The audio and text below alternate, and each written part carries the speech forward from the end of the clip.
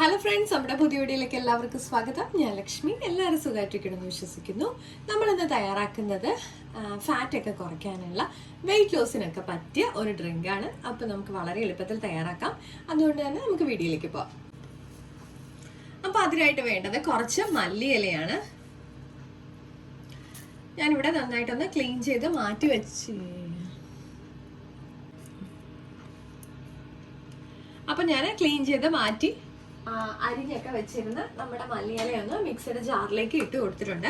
നമ്മൾ മല്ലിയില മാസങ്ങളോളം സ്റ്റോർ ചെയ്ത് വെക്കുന്നത് എങ്ങനെയാണെന്നുള്ളൊരു വീഡിയോ ചെയ്തിട്ടുണ്ടായിരുന്നു. അപ്പോൾ നല്ല ഫ്രഷ് ആയിട്ട് നമുക്ക് സൂക്ഷിക്കാൻ പറ്റും.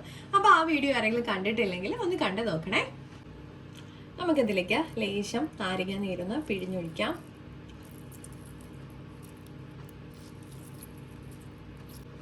ഇതിലേക്ക് ആവശ്യത്തിനുള്ള വെള്ളം ഒഴിച്ചു കൊടുക്കാം.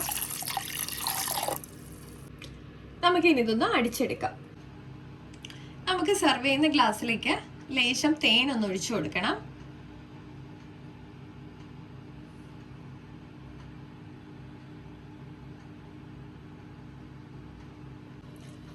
ഇനി നമുക്ക് നമ്മുടെ ഡ്രിങ്ക് ഇതിലേക്കൊന്ന് ഒഴിച്ചു കൊടുക്കാം.